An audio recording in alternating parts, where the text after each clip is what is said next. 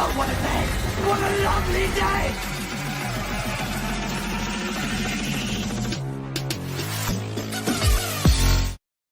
Welcome to Flat Earth Debate Live. I'm your host, Nathan Oakley, and if you are new to this channel, or you've not done so already, how dare you, then be sure to subscribe, hit the bell notification icon and join button if you'd like to become a Nathan Oakley 1980 channel member and keep up to date with the Flat Earth Debate. If you would like to support the channel, there is a super chat that runs alongside each of these shows while they are live. There's also a PayPal, Patreon and crypto link in the info box below the video.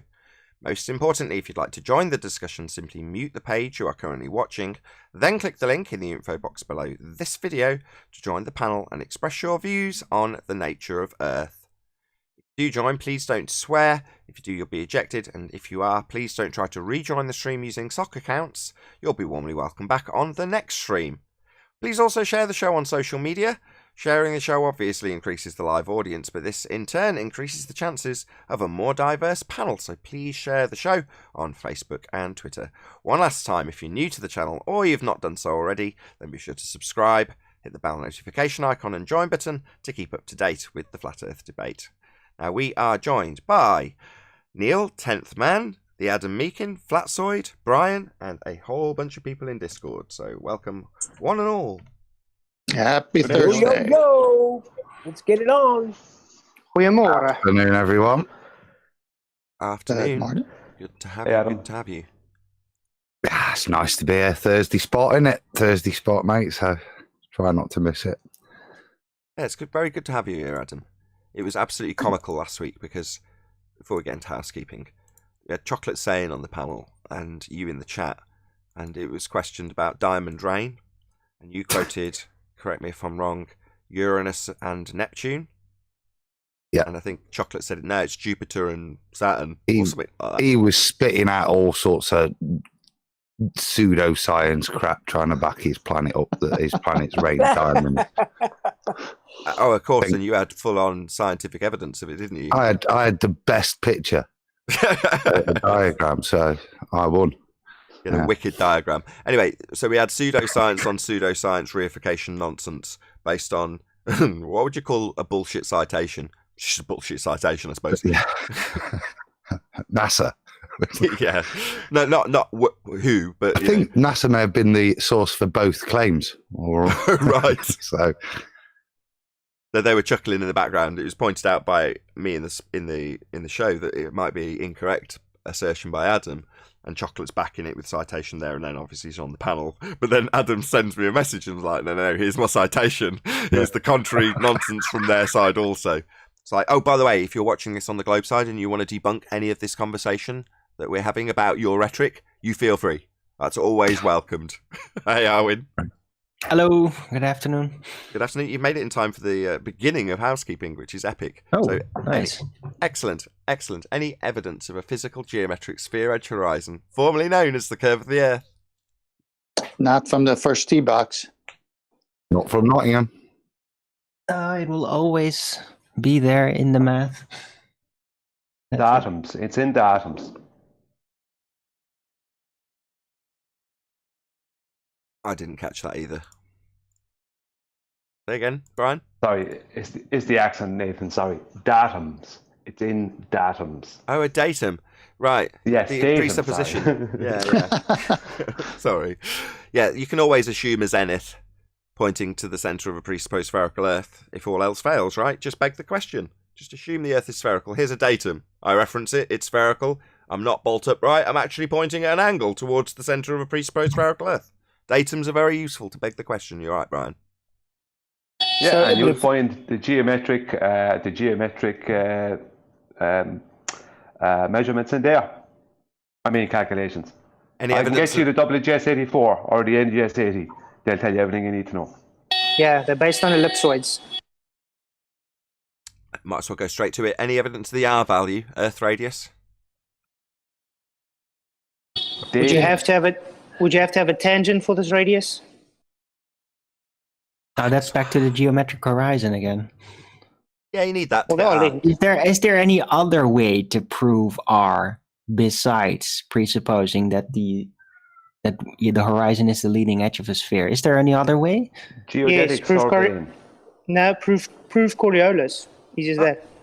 It's a good question. No, that's about the Earth's spin. You're wrong again. But Owen's got a Just good put the point. only It's just- geodetics or there. Owen's just You gotta strapping have on- R before you get spin anyway. So Owen's just strapping on the extra bit. So any other evidence of R, given that it's all been debunked. That's what Owen's saying. right, I know. I'm just playing baller. yeah, but you're doing Yeah, a terrible job. Yeah, there I- isn't. I- There's no I know. original. Like all ballers do. Handbags I'm out. I'm sorry. I There can't. is a- Okay, sorry. Let me rephrase that. You're doing too good a job. Nice save. Axial rotation, any evidence thereof? This is a question I have about conservation of momentum. If they claim the atmosphere works in lockstep, how is it conserving energy if it's moving still? Not Coriolis. So when that's Obviously brought not. Okay, so let me give you some context, Flatsword. If you were to ask me that question as a baller, even if it was phrased like I should be answering it, which it would be, I would say the following.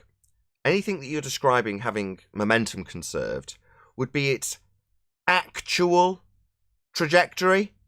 Would you agree? Yes, I agree.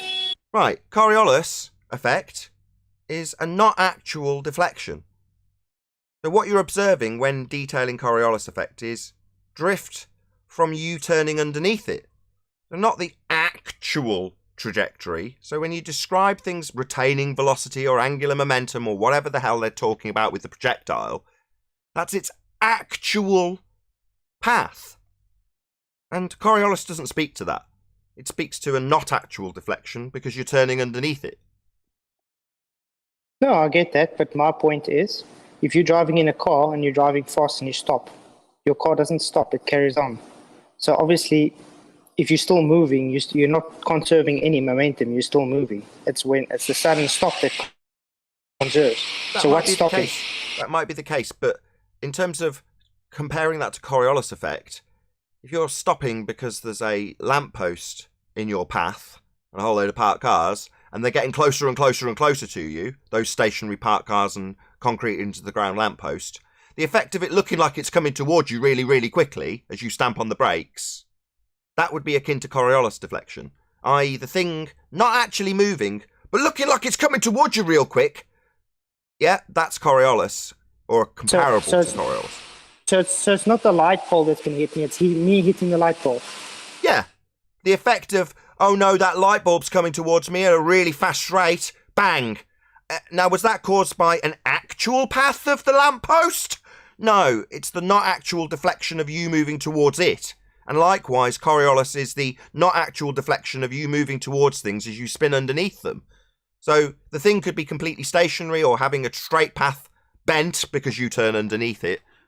Yeah, that's not actual deflection. So every time they start describing how much a plane would retain velocity or momentum, no, it's the effect of it not actually drifting, us turning underneath being the cause of it. And the remaining fact is that doesn't happen. We don't turn underneath hovering drones or hovering helicopters or balloons or anything. We're not turning underneath stuff, and that's the only way you get Coriolis effect. You've got to be, the starting point is you turning underneath it. This is what comes to my next point. They say to have Coriolis, you have to have something moving a distance. If they understand it's not you moving a distance, the Earth moving the distance for you, then you understand it's not actual. Fine. So, regardless of whether or not something's moving, I can have the helicopter, as I did with Ed, just move straight up. Okay, yeah, it is moving. It's moving up. And what should happen is, as it moves up, its intended path being precisely where it took off from, it's just intending to go up and down. But oh no! It drifted away at 1,000 miles an hour and is landing somewhere else, said nobody ever. There's something else too. I listened to something, sorry John, 1 second. I listened to something there on Ranty's show from last night. I was listening to it just earlier. And Dave Archaea and Plain Truth and SE Montreal and a few other people were there, Brandon Toy and that were there. And there was a baller called Left Lane. I think his name is Howard. And they were having a conversation with him. He was the only baller in there. SE Montreal went through what the Coriolis effect is with this guy Left Lane. And he did the whole demonstration of the two of them sitting on a roundabout, children's roundabout, and SE throws a ball to him, and it appears to him, because he's rotating, that it's taking a deflective path. And he said, yes, he said, it's only because I'm on the rotating reference frame. And SE agreed. So he understood, he was able to detail the actual Coriolis effect. And he admitted, yeah, it's just an effect, it's just a visual effect. But it got to a point then when SE said to him then, so how come when I throw up a ball at the equator, it doesn't fly away from me at 1,040 miles an hour? And he said, no, but you see, you don't understand. The atmosphere rotates with the Earth. And they all then said to him, they said, so no Coriolis effect then. And then he said, he went on to, but ballistics, right? And they started arguing with him about ballistics. But what they didn't notice, right, because they were so busy, there wasn't an argument, but they were so busy talking to him, they didn't realize he went from, yeah, it's just an effect. He was able to absolutely detail both reference frames and what's happening, to the atmosphere is moving, is rotating with the supposed rotating Earth, which takes all Coriolis effect claims away. And then he went on to how ballistics, you will see a deviation with ballistics, but not footballs. So they didn't get that, and they started arguing with him about ballistics. So they say no contradiction. Sorry. That's where we've identified the bait and switch. So Coriolis deflection is not actual deflection as you turn underneath something. So you send up a drone, and what should happen on a claimed Earth that's spinning is you turn underneath the drone. So the drone looks like it's coming towards you, and then as you pass it, it looks like it's going away from you. Now you haven't pressed anything on the sticks; it's just hovering. Now that does not happen. It's supposed to, because they're supposed to have 15 degrees an hour of drift. So, when we point out that we're not turning under the drone, they move the focus to the drone. The effect is caused by you turning underneath the drone. The drone could be a lamppost. So, in other words, where it is in its fixed position, the drone hovers. A day later, a guy comes along and installs a lamppost, which has coincidentally got the lamp in an identical position to where the drone was. Now, if I'm on a turning roundabout underneath the drone and I look up, it'll seem to fly away and then seem to come back round again while it's in fixed space, not moving, hovering. Now, while I turn under it in a roundabout, it moves away and comes back, moves away and comes back, because I'm turning under it. And it doesn't matter if that's a lamppost concreted into the ground or a flying drone. Makes absolutely no difference. So long as I'm turning underneath it, it appears to deflect. So the Coriolis deflection is us turning underneath. Sod all to do with the projectile. Absolutely nothing to do with its actual motion. So if we change the example slightly, now the drone's going to fly in a straight path over my head on the roundabout. It's going to go from A to B in straight line. But because I turn underneath it, as it flies over, the path it looks like it's taking is curved. Because it's got a straight path in reality, but I'm turning underneath it. So that's Coriolis deflection. Something that's actually straight, turning, or seeming to turn, because I'm actually turning underneath it. Again, Coriolis effect requires us to be turning underneath. To see the effect because we're turning underneath. From our eyeballs as they move, turning underneath. That's how you get the effect. So when they don't have it, because we don't see that on Earth, Earth isn't turning underneath anything, it's absurd, but when we point out that we're not turning underneath anything, they then focus on the drone. Well, the drone is retaining the velocity of Earth and moving along with Earth as it spins. It's like, hold on, to get 15 degrees an hour deflection, we're supposed to turn underneath it, should be the reply. Instead, we argue about whether or not Earth is assumed to be turning and the atmosphere is assumed to be in violation of gas law, velcroed to it, turning with it, not giving them drift. So let's get it absolutely straight. Coriolis, not actual movement, just you turning underneath stuff. So to have it, we've got to be turning underneath everything that's not attached. And that is precisely what they claim. Who's interrupting me? Sorry, it's lagging. I put a visual in Master B if you want to show it so they can understand. But to have Coriolis deviation, you have to be turning underneath something, regardless of what you're observing. Doesn't matter if you're on a roundabout, observing a concreted lamppost that isn't turning with you, or an aeroplane that's got a straight path and seems to curve because you're on a turning earth underneath it, even though that does not happen. If it did, it would shorten flight times, because we'd be turning underneath aeroplanes, and drones would seem to fly away at 1,000 miles an hour. Now, we all appreciate here, right, that a drone can't fly at 1,000 miles an hour. Right, but if we had Coriolis deflection on an Earth that spins, we'd launch a drone, let go of the sticks, and watch it fly away at 1,000 miles an hour, because we'd be turning underneath it. So it would absolutely disappear away from us at 1,000 miles an hour. That would be apparent. It would apparently fly away. Now, it's not actually flying away, it's not capable of 1,000 miles an hour, no drone is, but there's a claim that we turn underneath it. That's how we get Coriolis deflection. So when we point out that doesn't happen, they move over to the drone, and the drone retaining some velocity. It's like, well, that doesn't give you 15 degrees an hour deviation as we turn underneath it, and that's what you're claiming happens. So they start to fight against their claim we have drift. From here on forward, the moment they move away from their actual claim, which is 15 degrees an hour deviation as we turn underneath stuff on a spinning Earth. And that deflection is supposed to prove that we're on a spinning Earth turning underneath it. So if we've got no deflection, as is claimed by the globe, then we're not spinning. And if they say, oh, we are, I assume it. I assume atmosphere travels with Earth that's spinning, giving us no deflection. Well, you don't know your claim then, because it's claimed we have Coriolis deflection. And we only get that when we turn underneath stuff. Not when we turn with stuff that you're assuming. That's not 15 degrees an hour drift. That's not Coriolis effect. That flies in the face of Coriolis effect. So, just to summarise, globers absolutely assert we have Coriolis deflection because what gives us it is us turning underneath stuff not attached. So they claim we turn underneath stuff not attached, and that would shorten flight times, have drones flying away from you 1,000 miles at the equator. It would mean a balloon would take off and land in a different country because we'd be turning underneath stuff. It's the only way you get Coriolis deflection, and they absolutely claim Earth has Coriolis deflection, which means they absolutely claim Earth turns underneath. You point out it doesn't, and they start focusing on the bloody bullet or the drone and how it retains velocity, pissing in the face of their actual claim of deflection. Not travelling together, moving apart at 15 degrees an hour.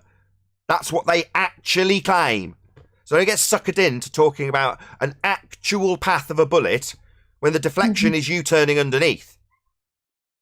Right. Nathan, you can present my screen, by the way, while you're talking about that, because that's exactly what this picture shows.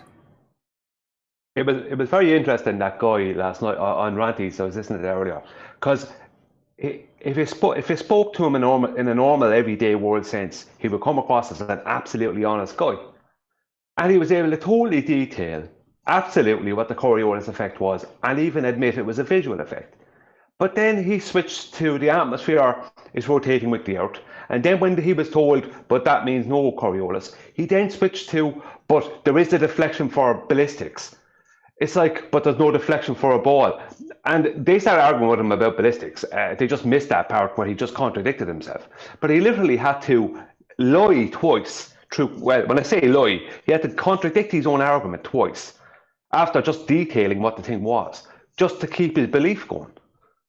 Right, it was bizarre. Yeah, but it has nothing to do with the projectile. It has nothing to do with the ballistic. Exactly. No, but that's not the point. The point is he contradicted himself twice just to keep his belief going after detailing what the actual Coriolis effect was. Okay. It's like me telling everyone what a car is and then talking about it flying and going underwater. Yeah, and I get it. You're describing a baller's cognitive dissonance when they explain the effect and then completely contradict it and talk about something that isn't the effect that they've just conceded and do understand. Yeah, cognitive dissonance. So Neil's just said, no, it's got nothing to do with the projectile. In this example of Coriolis deflection, that would be the light bulb appearing to have a curved path. It hasn't. It's completely fixed to the ceiling, but this camera's turning underneath. So this would be a demonstration of Coriolis deflection. The light's not actually deflecting. It's the camera turning underneath. So when you point out and understand what Coriolis effect is, that would be you turning underneath to cause not actual deflection. This light's not moving. But it appears to be. Now, if, for the sake of argument, we were on a mile-wide roundabout moving towards this light, so not just spinning underneath it in a small scale, on something massive, a mile wide, a massive roundabout. Now, the light's still going to be fixed to the ceiling, but as we approach the light, it seems to be getting ever closer to us, on a roundabout spinning beneath it. That's Coriolis effect. Now, bearing in mind that we only see this effect because we're spinning underneath it, is it reasonable to then justify how the light moves with the atmosphere? No, it's not, because the effect is only induced by turning underneath something. Now, let's change the light and say that instead of a light, it's a drone flying.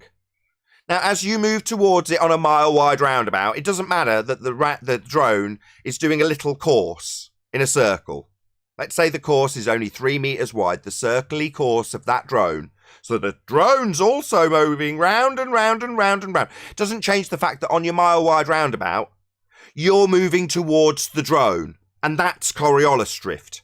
It's not coming towards you, it's just going round and round because the guy playing with it is just doing loop-de-loops. But you're ever getting closer and closer to it because you're turning underneath it. That's Coriolis effect. Now, instead of a mile-wide roundabout, we've got Earth that's claimed to be a massive ball spinning in a vacuum. And it's claimed that's got Coriolis effect. So that would be us moving towards things like the drone, exactly the same. We get ever closer to it, that's the effect. So then when you start detailing how, no, the drone's moving with the atmosphere, well, no, we're supposed to be moving towards it. It's supposed to be the effect of it getting ever closer to us because we're turning underneath it. But they want to immediately focus on the projectile. They want to focus on how the light retains the velocity of the momentum of the roundabout that's not attached to it. It's like it's supposed to be deflecting, and they'll tell you all about how it's not and why it's not, and justify why it's not, when we're supposed to have this effect. Everything not attached should be doing what's on screen.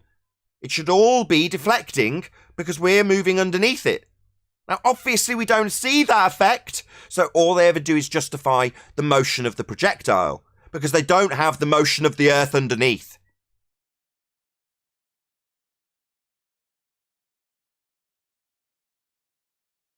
Any evidence that you can have gas pressure without a container? No. Nope. I don't want to hear Well, you any can't ev- falsify it either. Can't falsify it. Yeah, that's because it's not real. You can't have a sky vacuum. Not without a valved system. Need a container for that, though, eh? Yeah. Any word It's called from the Zanuck valve. I was going to say, Is it talking is of it the Zanuck possible valve. to have a gas law without volume? Volume of what? A container? That's usually what Space. volumes are in. Well, if space is the volume, Arwin, when you calculate the gas pressure, you calculate it based on the infinitely expanding massive vacuum. That would be the volume then, right? So the volume of space that it can fill would be the space that it can fill, shockingly. So if the sky was a vacuum, it would be a space. It's shocking that, because they call it space, don't they? Isn't that funny and ironic? It's almost like they're laughing That's at you. basically the outer space universe, really. I was talking about space as in, yeah, the opposite of mass in density. Space, how much space does it take up? Space, Yeah, not volume. necessarily outer space. Yeah, that's Or volume. Yeah, no, it's the same, one and the same thing, Arwin, although it seems weird now. I've just boiled it down. I have done this frequently. No, you're talking about the amount of volume, aka the amount of space.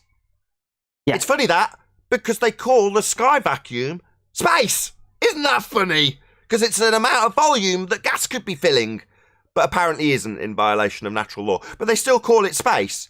So it's a space for gas to fill, called space. How ironic. Yeah, and it apparently is infinite, and it sucks very hard.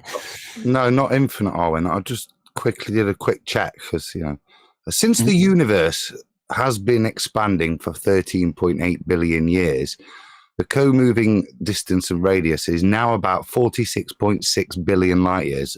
Thus, the volume is equal to 3.58 times 10 to the power of 80. So that's what you'd need to divide by. Hold on, that's only the matter within the volume as it is expanding. The Well, total obviously got available bigger. volume is still infinite. No.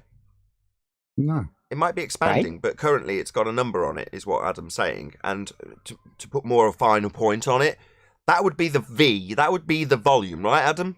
That the gas could fill? So, yeah, so that's the number you'd have to put in. 3.58 times 10 to the power of 80.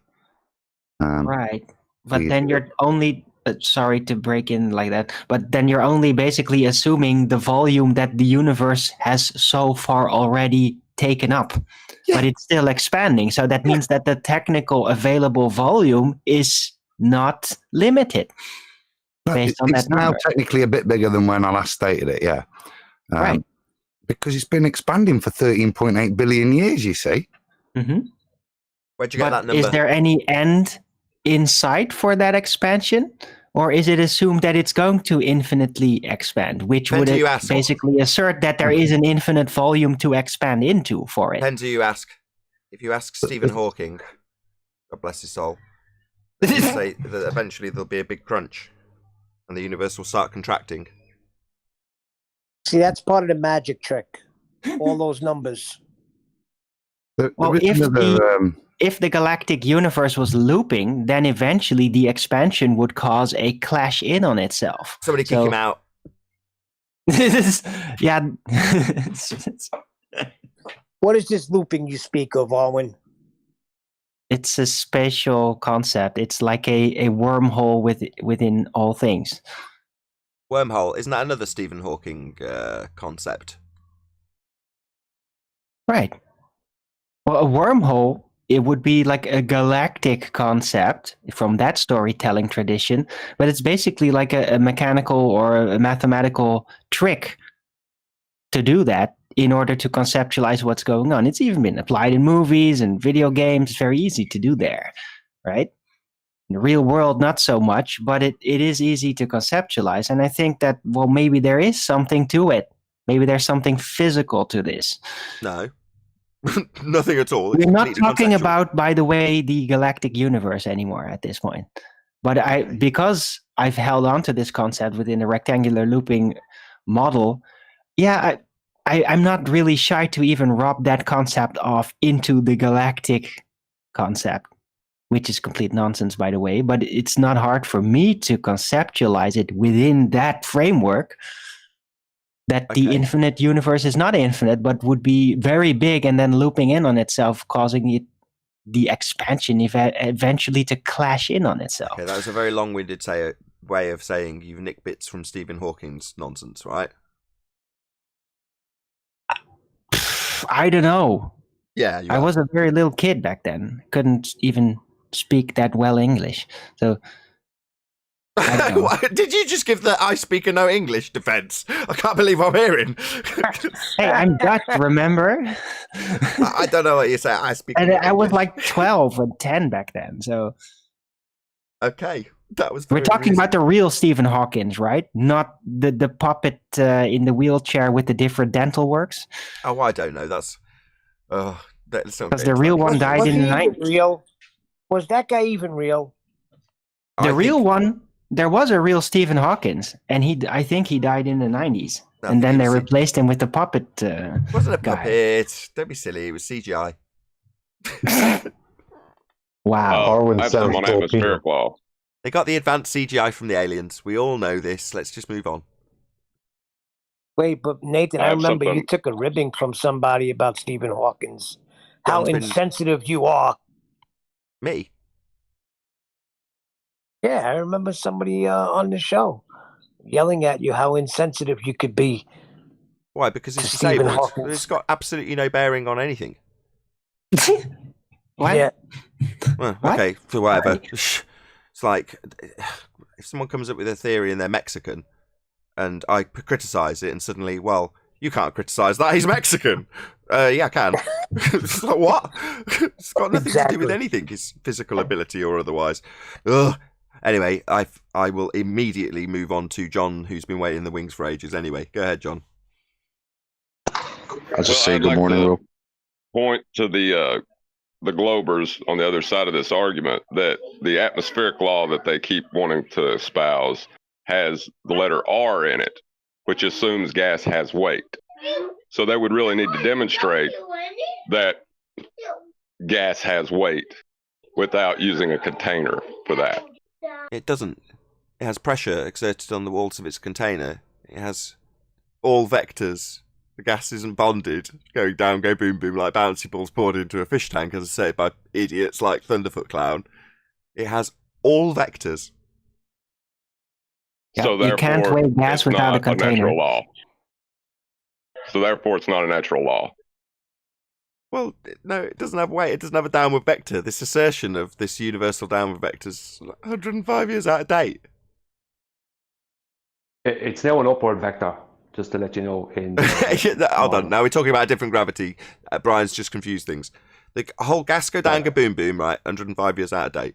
Now, if we want to move on to bending geodesics in space-time, that's far quicker to pummel, but I just want to deal with John's bit first before we just go, well, that's conceptual. It's as easy to deal with as Arwin's nonsense. No offence, Arwin. Thanks. Well, you just go, you disclaim it, right? You go, well, I've had this concept and this conceptual medium and the way it works in the concept.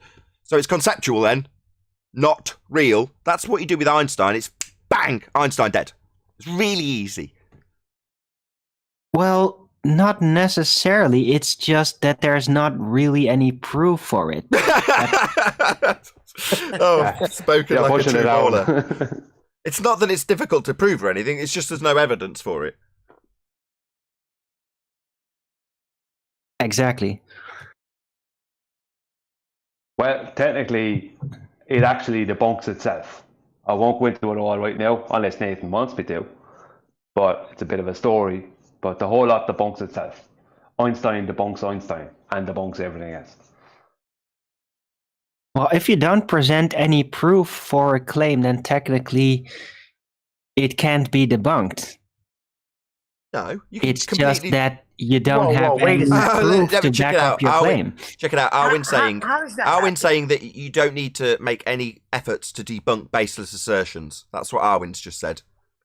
Right, you don't have any real thing to debunk then. If it's just a blind assertion without anything to prove or disprove it, then it's just somebody's story. Right, I know this isn't Anthony's words, but it's him who quotes it. Claims without evidence can be dismissed without evidence. That's just the old-fashioned way of doing things. That's just an old-fashioned way of saying if you can't prove it, I'll ignore it. Yeah, I know.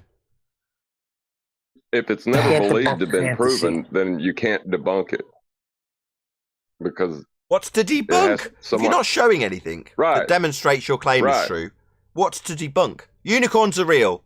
What's that you say? I'm not providing any evidence, therefore it's impossible to debunk. Therefore unicorns real. No, just a baseless assertion fallacy.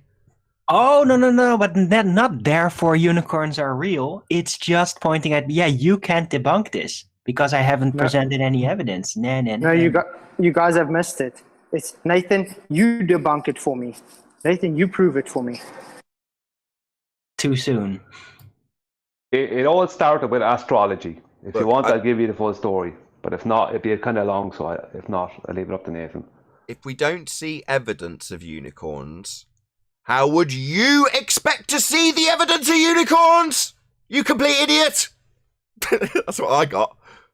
If there's no drift and we don't see drift, how would we be expected to see the helicopter that's hovering and not drifting drift?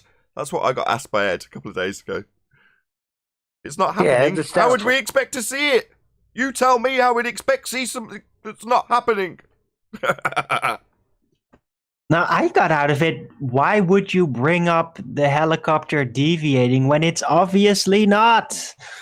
Exactly. That was his final claim. That's when he got really triggered. Yeah, you got really angry. No yeah, it was hysterical. Hey, someone sent me a unicorn. Is it Michael Jones? Thank you very much for the unicorn. That doesn't prove they're real. Sorry, I actually cut in on what you were talking about with John, so I might have got in the way of that. No, go ahead. You were trying to have an actual conversation about stuff that's related to the subject matter of this show. We were just having a laugh, so go ahead, Brian.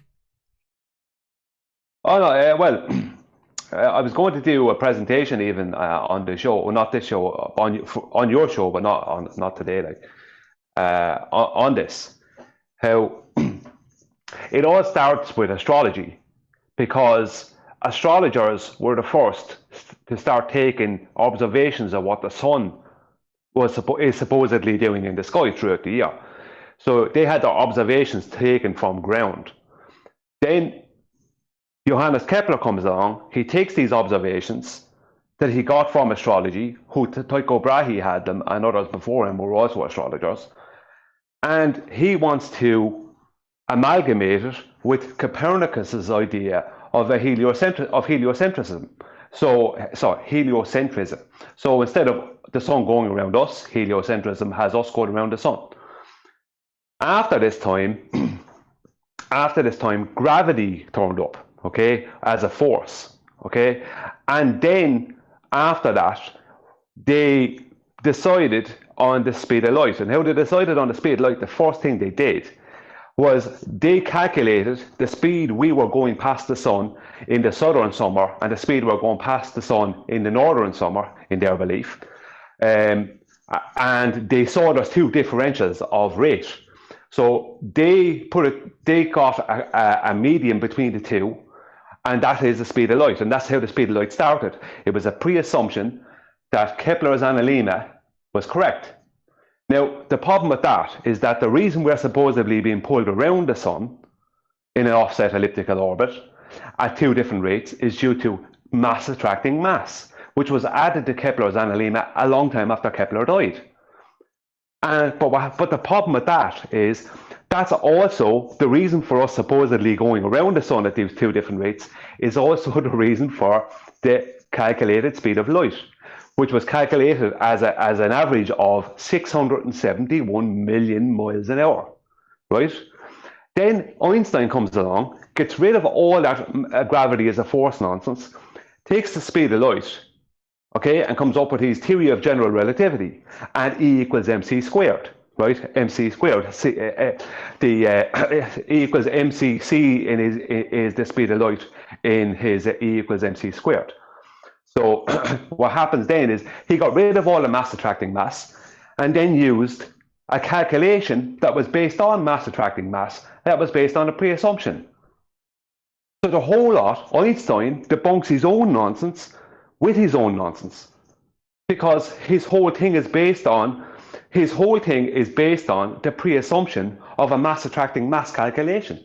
That's based on the pre-assumption that the sun that the sun is stationary and we're going around it. So the whole lot is actually debunks itself.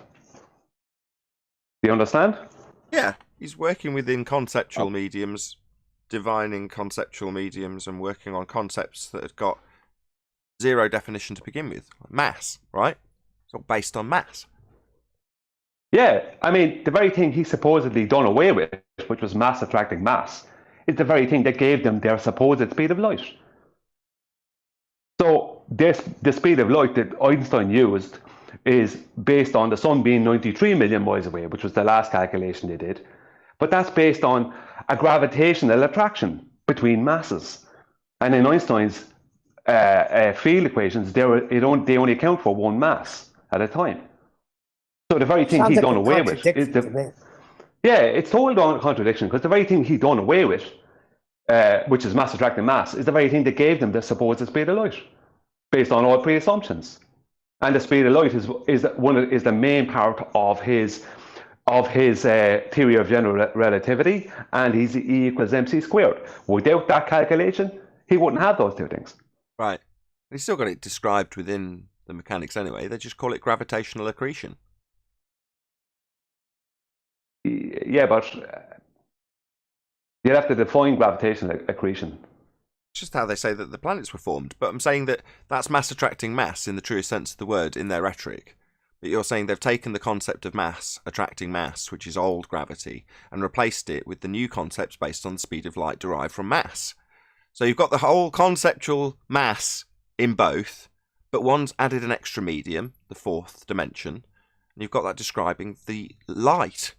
Well, it doesn't change the fact that where you're deriving it from is mass, and you've got the entire system in a mathematical construct that can't calculate for any of the two masses at once. So you're right, it completely contradicts and debunks itself. Yeah, it's a total contradiction, a total paradox. As the very thing that Einstein done away with, which was mass attracting mass, is the very thing that gave them the original calculation of pre-assumption of light, of the speed of light. Right. I mean, I got something.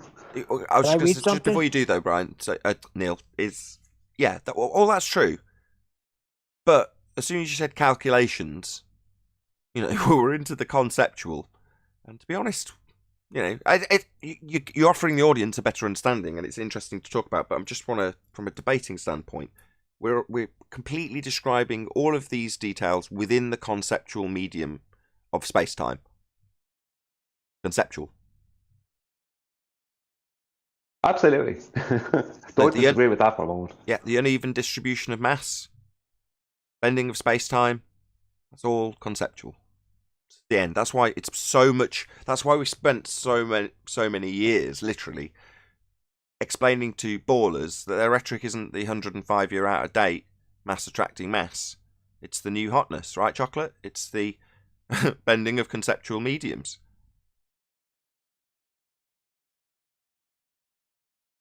Yeah, they're always trying to stick with the old and busted.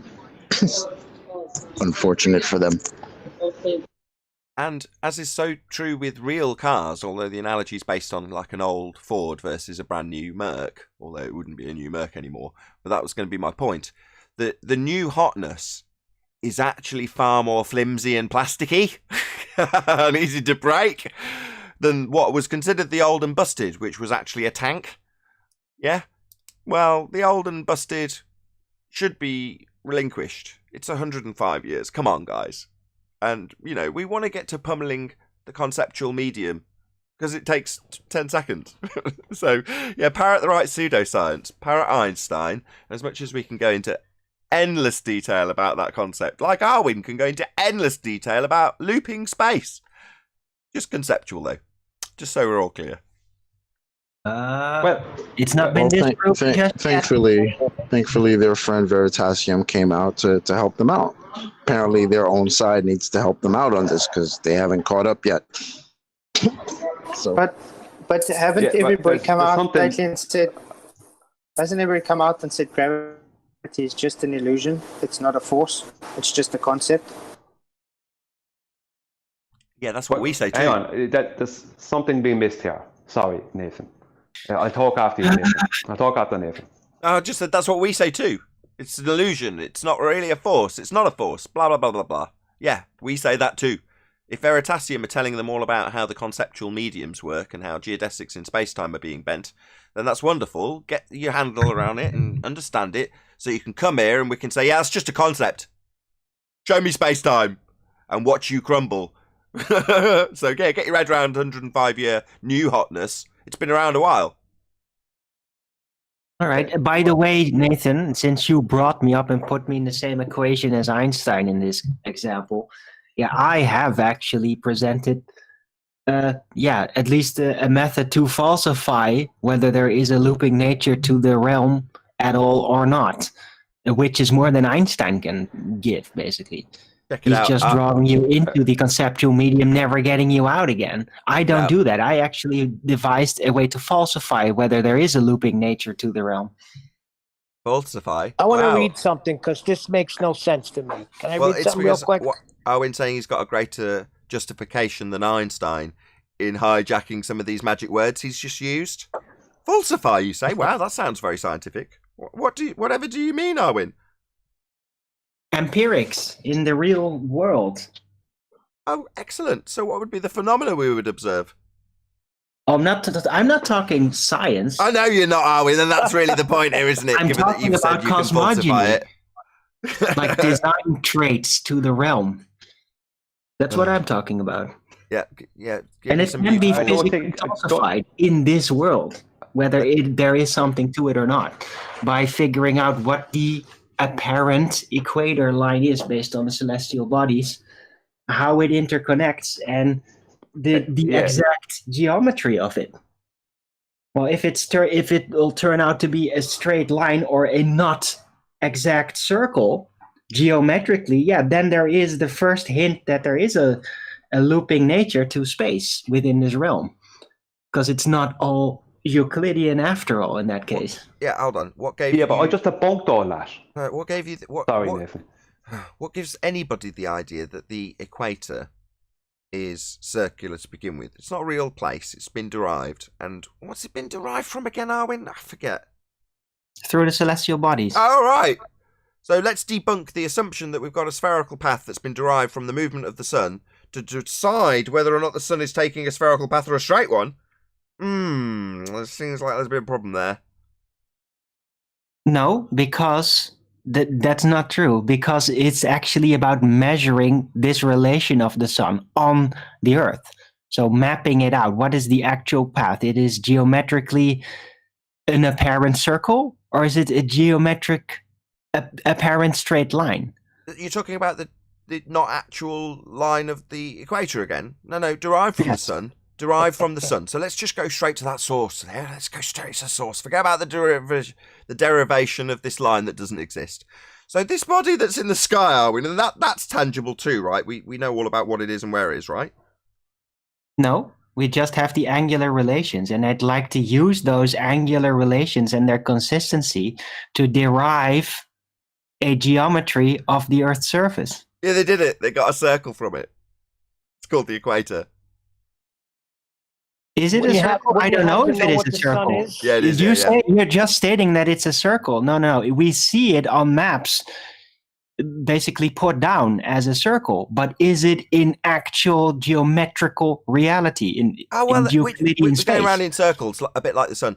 So you're saying we'd need to know where that line got its shape, and it got it from that celestial body. So we're back here again. So what's that celestial body, that light, that shiny thing that we should all be bowing to and worshipping like the Earth does? It's not relevant. Typical Ed answer. Very beautiful, Arwin. No, it's not. This is not an Ed answer. Don't insult my intelligence like that. Oh, he's actually triggered. Are you joking or not? I can't tell. Don't insult me. This is my project. And what the nature of this light is not relevant to the physical geometric orientation of the Earth's surface. And only because we can derive celestial, angular, virtual lines on that physical, real Earth surface. But you just said it was irrelevant. It doesn't matter where it's coming from. It's just double speaking. You're double speaking. I want to know the orientation of it. Hold on, you're double speaking, Arwin. I can't cope with it. On. I've got to interrupt. You're saying it's not relevant, but then it's entirely relevant to the geometry you're driving, which is pretty much my point I made. But now you've just introduced some doublespeak, which says it isn't relevant, because it's my point. But then simultaneously, in fact, the next breath, tell us how relevant it is to the geometry? Yeah, this is still the same problem, Arwin. No, this is not what I'm doing. I think we need to know what the sun is first. Because you're literally breaking the context of what I'm saying. Can I talk to Owen? That's not what I'm saying. Owen? Okay. Yeah. Yeah, it is. This holographic sun of yours, if you are looking at it from different vantage points, would the angles not be different? Yes, how would you know the actual? How would you know the actual? How would you know the actual angle then? Where's the true light coming from? It's not relevant. Yeah, it is. It's absolutely relevant. Project. No, it's not. Yeah, okay. The angles are there. They are there. They're consistent. That's what everybody knows. That's like historically recorded even into Babylonian times. The angular relations are consistent in relation to the position of the Earth. Now let's cross-reference that and figure out what the geometry of the Earth's surface really is. How does it align with these celestial relations? Whatever the fuck they are is not relevant. I just want to know the geometrical relations of the Earth's thank you. surface. So cross-reference it with what? With the angular relations that have been noted to be very persistent. Oh, yeah. To this tangible object that we know where it is and how big it is. That's right. No, we don't know what it is, where it is. Well, there we go. Where it's coming from, but we do know that the angles are always the same. That's what we do know. No, we don't. No. Yes. No, the angles are not always the same. That's not right. I've even seen people trying to measure it. In fact, guess what? Didn't we do it? Weren't you there? If they're not always the same, then how is there such a thing as being able to predict exactly the angles of where things are in periods? Yeah, they do know exactly what the patterns are of the angular relations. And do you They know how mapped that... out. It's predictable. That's how they did you can say there is an eclipse somewhere. There it is. Did you say mapped out? Is that how you phrase that? Yeah, mapped out in the celestial map. The celestial map, the non-physical, angular-only based map. Don't lose your shit. God, why are you rumpusing? Okay, let's see it. Let's see this accurate map. Accurate map? Yeah, it's mapped out, right? Yeah. Well, there is what is it? The celestial sphere map. These things are ancient. So we're gonna need can I ask you another question then? Hold on, I've got him to the conclusion now. So mapped out. So let's see this accurate map. The celestial sphere? The map of the stars? This started with your assumption of an equator. And I said, no, that's derived from this light, this intangible object. And you've gone on about how you've got accurate angles to it, therefore mapped out. Yeah? So what, we're going to take, the globe map with the equator derived from the sun? Which map are we taking exactly? No, you're strawmanning me. No, I'm not. You said celestial star map, not the Earth map. So, not the geometry. So not Earth map, thank you. We're talking about yes, I heard. God, you're intolerable when you're triggered. Thank you very much. You're just totally intolerable when you're triggered. Thank you. So the celestial map. So where it was derived from. So the celestial lights in the sky, which is where the start of this point was deriving the ground beneath it. And you're saying not the ground beneath it then. So we're not going to be deriving the ground beneath it then, Arwin. What? You moved on. You're constantly moving the argument. I started with just wanting to know the geometrical orientation of the flat Earth surface based on the celestial lights, and then you're holding my toes over the fire over what are they? But they're not tangible objects. Yeah, so let's see. Bullshit. You're trying to frame me like I'm a glober. I'm not. Don't insult my intelligence. Oh God, will you shut up eventually? No, I'm pointing out your doublespeak. You're saying you can derive the geometry. Speaking. Don't insult me, Nathan. God, you're totally triggered. Don't insult me. Either you can derive the geometry of the ground beneath, Arwin, or you can't. When I say can you, let's see it, you say no, it's only the celestial map, so not the ground beneath. Which is it, Arwin? You can or you can't? Yeah, you're mixing up two different things that are not in... You shouldn't fit these things in one sentence. That's not what I was doing. Yeah, I totally agree. You're discontorting my words like I'm a baller, like you can do that very easily. You can with them, because they're idiots. I'm not. Don't discontort my words and my meaning. Okay, I'm not talking about a spherical georientation. Take a breath. Right? Oh, you're going to talk through me? You're going to fundy mute me as I actually rebut? Come on, man. Relax. No, not relax. You're insulting me. I'm not going to relax while Nathan is insulting my intelligence and comparing me to head. And then he's not trying to insult your intelligence, Arwin. You know he that. is. He's putting words in my mouth. Things that I didn't say. I don't like that. Yeah, don't do that to me. Can I ask you a question, Arwin? How do you know your sun that you have there is the same sun I have got here, if it's just based on holograms? You don't.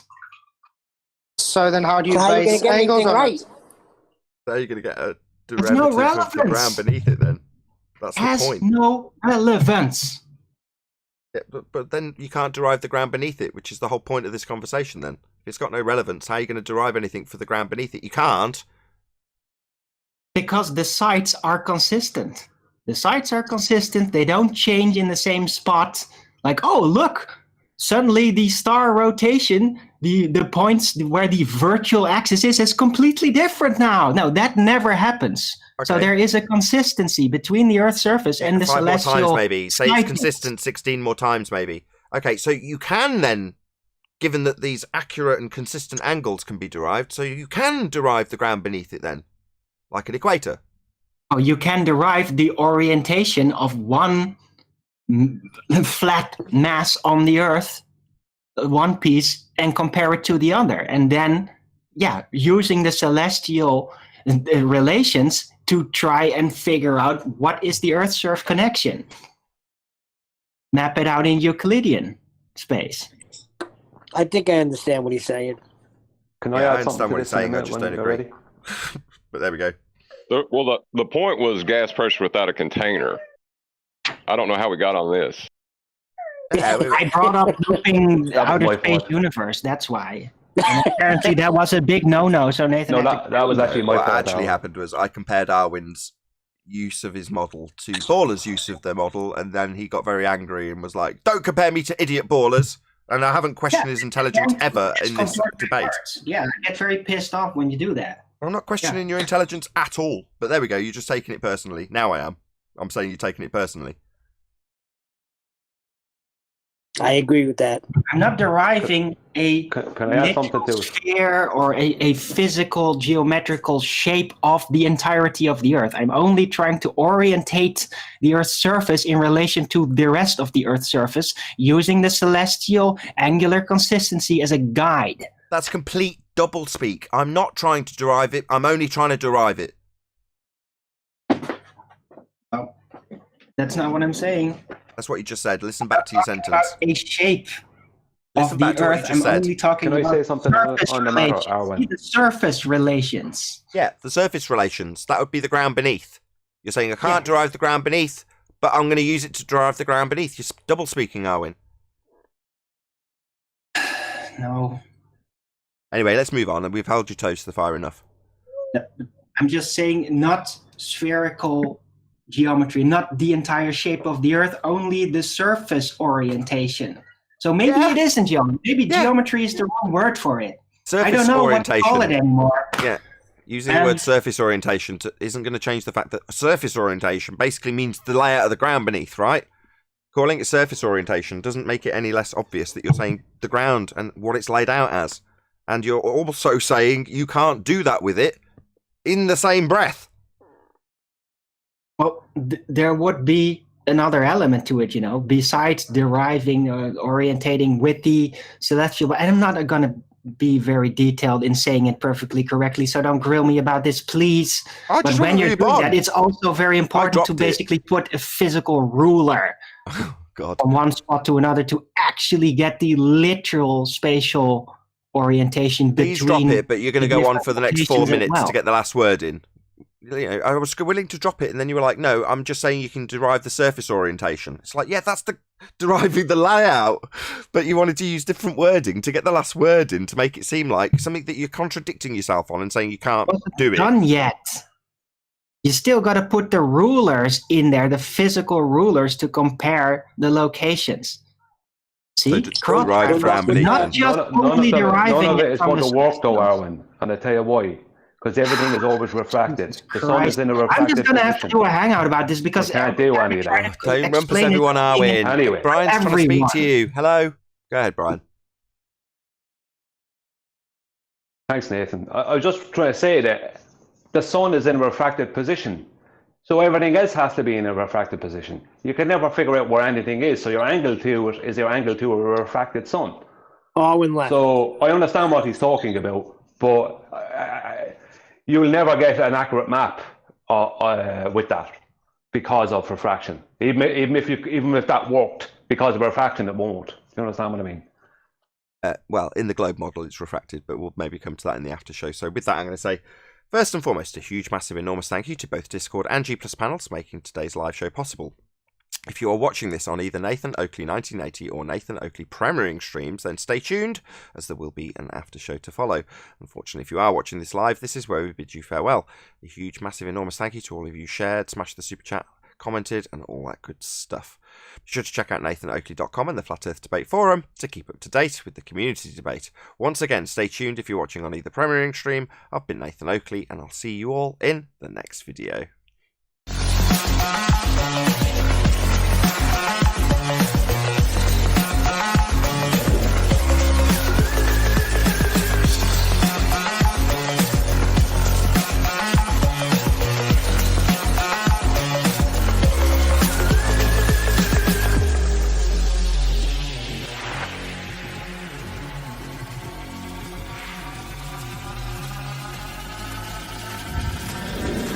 What a day! What a lovely day!